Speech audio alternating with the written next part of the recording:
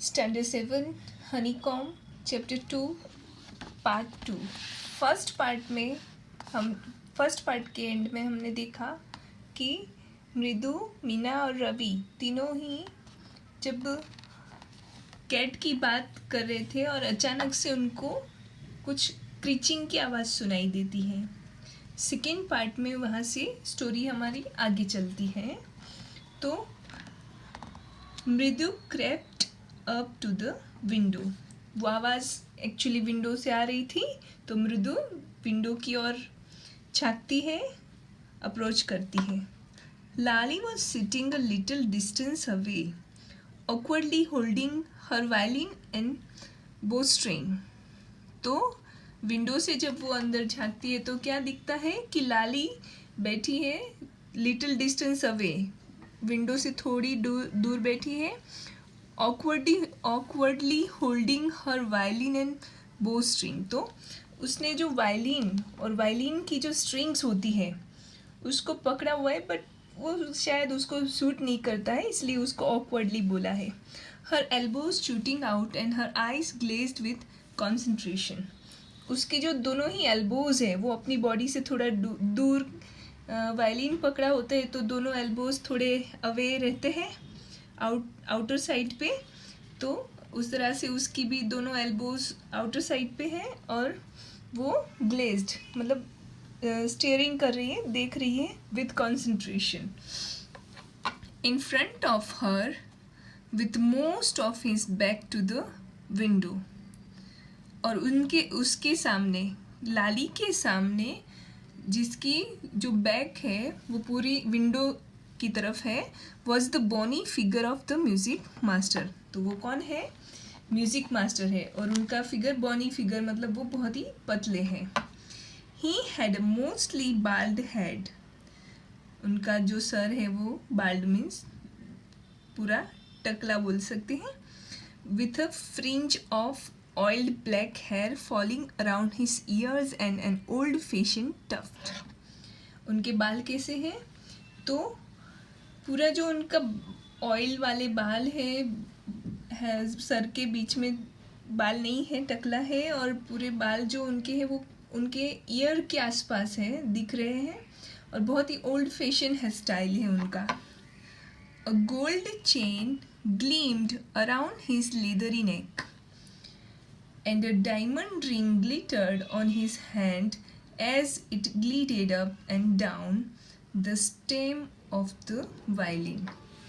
तो उनके जो गले में लेदरी नेक क्यों कहा है? पूरा रिंकल्ड नेक है उनका, तो गले में उनकी एक चेन चमक रही है। And a diamond ring glitter on his hand as it glided up and down। और डायमंड रिंग उनकी फिंगर में है, जब वो वायलिन के ऊपर जब ऊपर नीचे प्ले करते हैं तो वो चमक रही है। A large foot stuck out from beneath his gold bordered veshti edge. Veshti यानी धोती, उनकी धोती जो है उसकी जो बॉर्डर लाइन है, एज, वहाँ से नीचे से, उसके नीचे से उनके फीट, लार्ज फुट स्टक, उनके जो लार्ज फुट है वहाँ से दिख रहे हैं। And he was beating time on the floor with the scrawny big toe। और वो कभी कभी क्या कर रहे थे, बीट्स के बीच बीच में उनका जो म्यूज़िक चल रहा था उसके बीच बीच में वो फ्लोर पे बीटिंग कर रहे थे अपने टो से, स्क्रोनी टो यानी उनके जो पतले पतले टोज हैं उससे। He played a few notes। वो थोड़े नोट्स प्ले करते हैं। Lali stumbled behind him on her violin. और उनके पीछे पीछे लाली भी थोड़ा नोट्स उनके पीछे पीछे वो भी वायलिन पे प्ले करती है। Which looked quite helpless and unhappy in her hands. तो वायलिन जो है वो लाली के हाथ में ज़्यादा सूट नहीं कर रहा, ऐसा लग रहा था।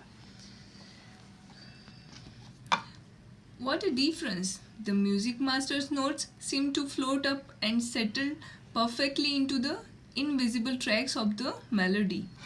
तो जो म्यूज़िक मास्टर थे उनके जो नोट्स थे वो बहुत ही फ्लोट अप, बहुत ही अच्छे से परफेक्टली सेट हो रहे थे और उनकी जो म्यूज़िक था वो एकदम मेलोडियस लग रहा था. It was like the wheels of a train fitting smoothly into the rails and whizzing along as Ravi said. Ravi ने पहले कहा था ना कि जो म्यूज़िक मास्टर बजाते हैं तो उनका एकदम फ्लोलेस, जैसे ट्रेन अपनी पटरी पे जा रही हो और एकदम नोटेड साउंड आता है, उस तरह से उनका नोट लगता है.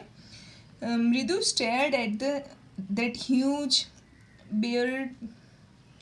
beringed hand moving effortlessly up the violin's stem making lovely music. मृदु जो है वो उनकी तरफ, जो म्यूज़िक मास्टर है उनकी तरफ एकदम ध्यान से देख रही है और बेरिंग्ड हैंड क्यों कहा है? क्योंकि उनकी जो फिंगर है, फिंगर के ऊपर जो रिंग है वो बहुत ही ग्लीम कर रही होती है. तो beringed hand moving effortlessly up the violin stem. Violin की जो स्टेम है, मतलब वायलिन का जो वो स्ट्रिंग वाला पोर्शन है उस पर जैसे चल रही है और उस पर भी उनकी जो फिंगर में जो रिंग है वो ग्लीम कर रही है. और ये सारा ट्यूनिंग और उसके बाद एक लवली म्यूजिक आ रहा है. तो Mridu is impressed with this things. Squeak there was Lali derailing again. अब म्यूजिक मास्टर का ख़त्म हुआ, लाली का स्टार्ट होता है. तो उसमें देखो एकदम ऑकवर्ड वॉइस, स्क्वैक आवाज़ आ रही है और ये है लाली का डी रेलिंग यानी not on the track. Amma came a wail from the gate. अब गेट से एक आवाज़ आ रही है अम्मा.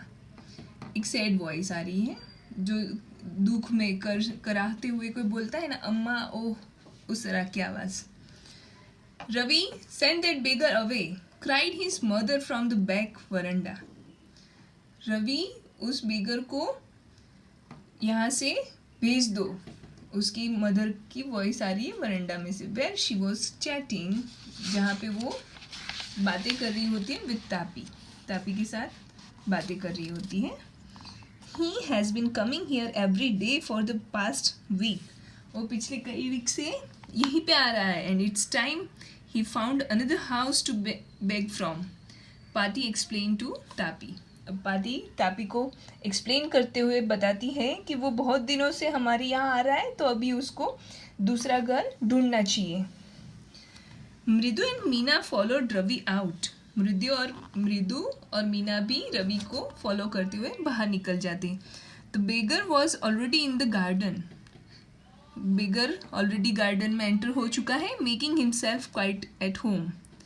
ऐसे मतलब उस बेगर में ऐसी फीलिंग आ रही है जैसे वो अपने घर पे आया हो. He had spread his upper cloth under the Neem tree. उसने अपना ऊपर का जो कपड़ा उसने पहना होगा या फिर ढका होगा वो नीम ट्री के नीचे स्प्रेड किया. And was leaning against it's trunk. और वो नीम ट्री के ट्रंक के सामने वो लीनिंग मतलब ढल रहा है, सो ऐसे ढलने की कोशिश कर रहा है. सो अब apparently prepared to take a little snooze. और थोड़ा सा शॉर्ट नैप लेने की कोशिश में है वो. while he waited for the arms to appear. और एक राह है उसको कि कोई उसको भीख, आर्म्स यानी भीख, मनी या फूड, कुछ भी जो भी बेगर को दिया जाता है उसके लिए भी वो वेट कर रहा है. Go away said Ravi sternly. Mummy ने कहा है तो रवि बेगर को बोलता है कि यहाँ से चले जाओ. My Paati says it's time you found another house to beg from. अभी तुमको बेक के लिए दूसरा घर ढूंढना चाहिए. The beggar open his eyes very wide and gazed at each of the children one by one. Beggar अपनी आंखें थोड़ी ज़्यादा वाइड करके बच्चों की तरफ वन बाय वन देखता है. The ladies of this house, he said at last in a voice choked with feeling. वो थोड़ा अंदर से गले में जैसे कुछ फंस गया उस तरह से बोल रहा है कि इस घर की जो लेडीज़ है आर वेरी काइंड सोल्स. बहुत ही दयालु है. I have kept my body and soul together on their generosity for a whole week. मैंने लास्ट पूरा वीक इनकी जनरसिटी, इनकी उदारता देखी है. I can not believe that they would turn me away. मैं ये नहीं मान रहा हूँ, मैं ये मानने को तैयार नहीं हूँ कि वो मुझे यहाँ से निकालेगी. He raised his voice. वो थोड़ा ऊंचे आवाज़ में बोलता है. Amma Amma oh. Sad his wail might be but it certainly wasn't feeble. उसकी आवाज़ थोड़ी सैड थी बट वो धीरे नहीं बोल रहा था, पूरे जोश में था. It began in a deep strong rumble somewhere in his withered belly and came booming out of his mouth with its few remaining teeth stained brown with beetle chewing. उसके अंदर से आवाज़ जो आ रही थी, उसका माउथ का डिस्क्रिप्शन दिया है कि उसका माउथ कैसा है, तो मुंह में थोड़े स्टेन वाले, मतलब ब्राउन हो गए हो इस तरह के टीथ हैं, जो सुपारी या पान खा के चबा के जो ब्राउन हो गए होते हैं, उस तरह के उसके टीथ हैं. और उसके गले से उसकी आवाज़ आ रही है जो थोड़ी श्योरली वॉजंट फेबल, थोड़ी वीक लग रही थी बट इतनी वीक नहीं थी, और डीप से आवाज़ कर रहा था और बोल रहा था. Ravi, tell him there is nothing left in the kitchen called Rukmani. अब अगेन रुकुमनी की आवाज़ आती है अंदर से कि रवि, उसको बोलो कि किचन में कुछ नहीं है. And he is not to come again, tell him that. और उसको बोल दो कि वो वापस मत आए. She sounded fed up. वो थोड़ा तंग वॉइस में बोल रही थी, मतलब थोड़ा गुस्सा थी. Ravi didn't have to repeat it all to the beggar. Ravi को ये जो मदर बोल रही थी, रुकुमनी बोल रही थी, उसको रिपीट करने की ज़रूरत नहीं थी, क्योंकि what his mother said had been easy for them all to hear. There under the neem tree, the beggar sat up and sighed. तो उसकी मदर जो भी बोल रही थी वो सारा साफ साफ बाहर सुनाई दे रहा था वरंडा में, तो रवि को रिपीट करने की ज़रूरत नहीं थी. The beggar set up and side. तो बेगर फिर भी वहाँ पे थोड़ा बैठा और थोड़ा कराहने लगा. I'll go, he said wearily. वो थोड़ा थकी हुई आवाज़ में बोलता है, मैं चला जाऊँगा. Only let me have a rest here under this tree. मुझे थोड़ा इस ट्री के नीचे थोड़ा रेस्ट करने दो. The sun is so hot. The tar had melted on the road. सन बहुत ही हॉट, मतलब बहुत गर्मी की सीज़न होगी तो बहुत गर्म है. रास्ते पर जो टार है, टार मतलब जो रोड बने हुए हैं उस पे जो टार होता है वो मेल्टेड है, मतलब बहुत ही ज़्यादा गर्म है. My feet are already blistered. मेरे जो फीट है ऑलरेडी ब्लिस्टर्ड, मतलब उसमें छाले ऑलरेडी पड़ चुके हैं जलन से. ही stretched out his feet to show large pink peeling blisters on the soles of his bare feet. वो अपने पैर आगे करके अपने छाले दिखाने की कोशिश कर रहा है और दिखाता है. उसके पैरों में बहुत ही पिंक वाले और बहुत ही फोले पड़ चुके होते हैं, बबल्स हो गए होते हैं, उसकी पूरी स्किन बर्न हो चुकी होती है. I suppose he doesn't have the money to buy chappals. मृदु विस्पर टू मीना रवि. मृदु धीरे से बोलती है कि मुझे लगता है कि इसके पास चप्पल से लेने के लिए पैसे नहीं हैं. Have you got an old पैर इन द हाउस समवेयर. क्या घर पे कोई पुरानी चप्पल की पैर है. I don't know, said Ravi. Ravi ने कहा, नहीं पता. Mine are too small to fit his feet. Ravi कहता है मेरे तो उसको फिट ही नहीं आएंगे और I have given them to him. नहीं तो मैं उसको अपने दे देता. I would have give them to him. And his feet were larger than मृदु's and मीना's. और उसकी फीट तो मृदु और मीना से भी लार्ज है. The beggar was shaking out his upper cloth and tightening his धोती. वो अपने अपर क्लोथ्स को थोड़ा ठीक ठाक कर रहा है, अपनी धोती को थोड़ी ठीक कर रहा है. He raised his eyes and looked fearfully at the road gleaming in the afternoon heat. वो fearfully रोड की तरफ देखता है. रोड कैसा है? तो आफ्टरनून हीट से पूरा ग्लिमिंग कर रहा है रोड.